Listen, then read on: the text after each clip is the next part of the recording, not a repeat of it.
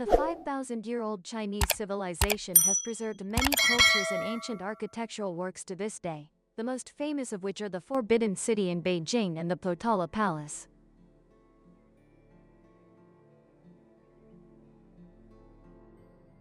Particularly, the Potala Palace has a history of over 1,300 years.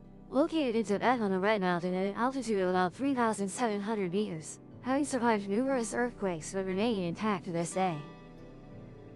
Many people wonder why this structure can stand so firmly. There are even rumors that half of the world's gold is inside the palace, and even a secret tunnel is hidden right beneath the Potala. What is the truth behind this? How much jewelry was spent to build it, and who discovered the immense treasure in this majestic palace?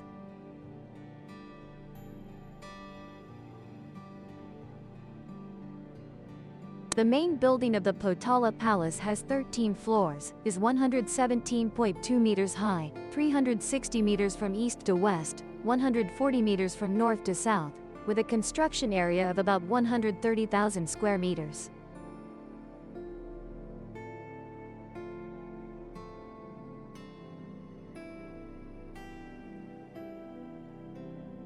There is a story behind the construction of each majestic palace, such as the Forbidden City being the residence of the emperor. So what was the purpose of the Potala Palace's creation? To address this, we must start from the era of the Tubo Kingdom, with a great king named Songtsen Gampo, who ruled Tibet in the 7th century. In a challenging place like Tibet, he ensured that his people would not suffer from hunger. This was significant for the era and unification in Tibetan history. The Potala Palace was originally called the Red Mountain Palace, serving as the daily living quarters of the Tibetan king. At that time, the king married Princess Tritsen of Nepal.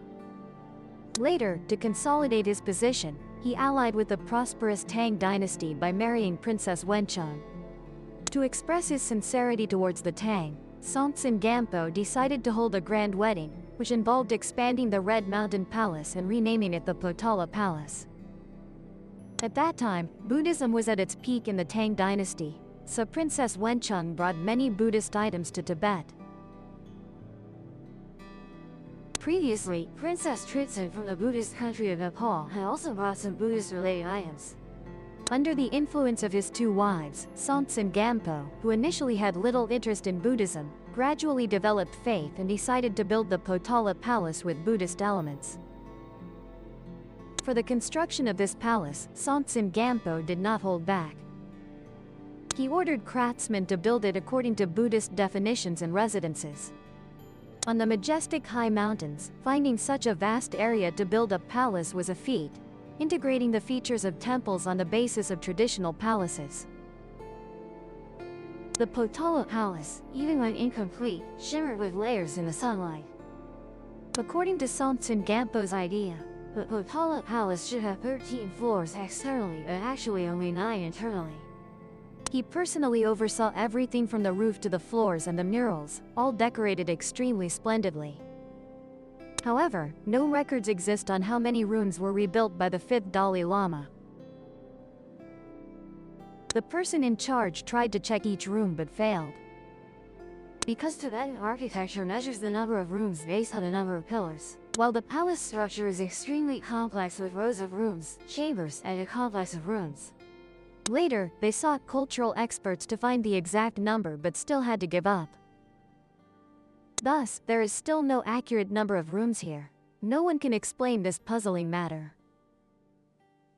After 50 years, when the Potala Palace was completed, the Buddhist items brought by the two wives, as well as many rare treasures and gold and silver jewelry from the royal family, were placed in the Potala Palace. Such a scene was enough to astonish. But in the Potala Palace, the most precious item is a spiritual stupa. This stupa is 14.85 meters high. Just to build the stupa, it cost 1.04 million taels of silver and 110, as well as over 15,000 pearls, gemstones, and agates. Besides these valuable treasures, the most commemorative items are the amnesty books from the Ming and Qing emperors, as well as plaques left by kings who opened up vast lands and Buddhist scriptures. The construction cost was astronomical, but the specific amount has long been unconfirmed. However, according to more credible rumors among the people, half of the world's gold is in the Potala Palace. The amount of gold at that time was not as much as now, but it was still very precious. The grandeur of the Potala Palace is not only in its appearance, but it also has historical significance and greater economic. Not stopping there, the Lhasa region holds many secrets about the country of Tibet. The Third Eye.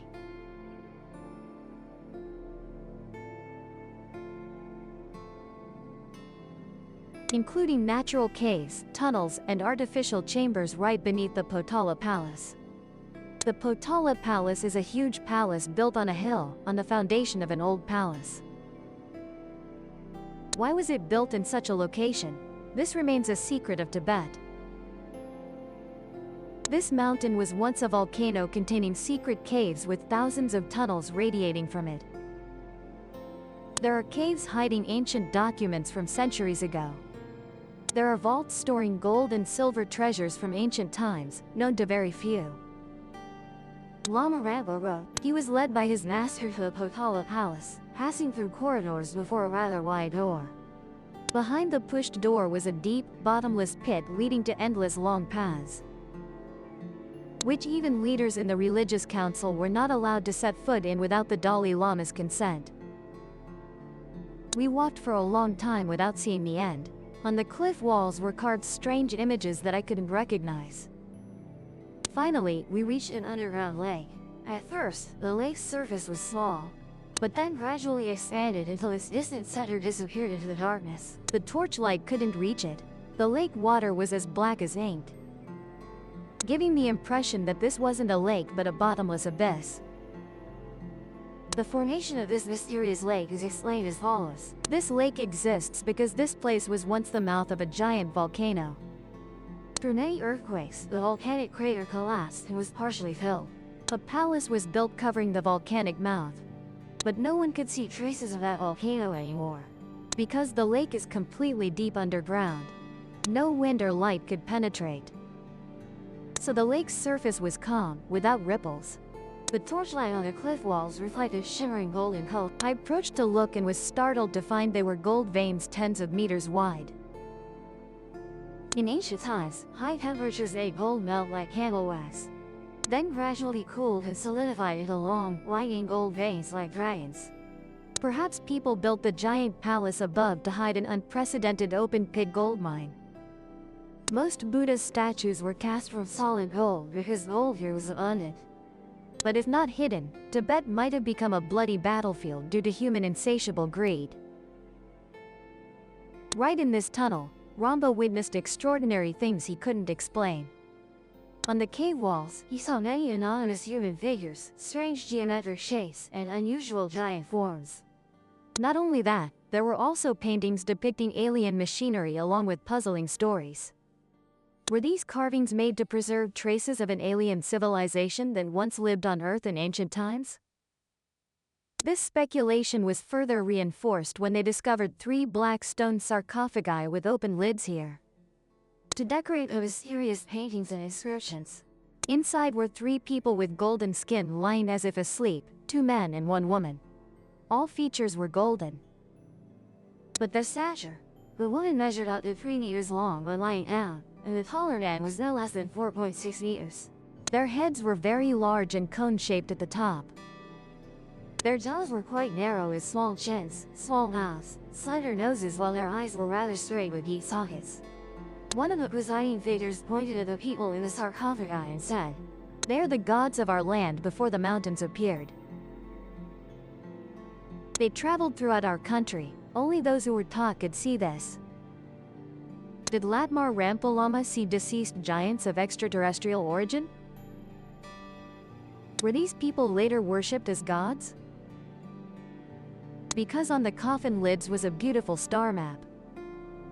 In the book, Latmar had his eyes opened when mentioning some creatures and impressive things he encountered during his time in this underground world.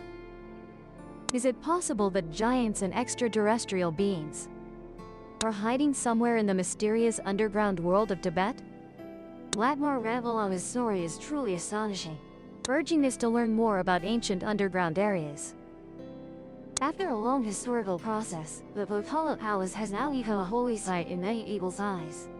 However, it also suffered some major damage and was restored with the wisdom of later generations. Later, access to Tibet also became more open. Some main areas were constructed, including golden roofs and walls with Tibetan paintings. Protecting the soft cultural features of this country also protects national pride and pilgrimage destinations in tourists' hearts. The information just shared concludes our journey to the Potala Palace here. Please comment below the video about ancient places you'd like to visit. For now, Ye Kwan says goodbye and see you again.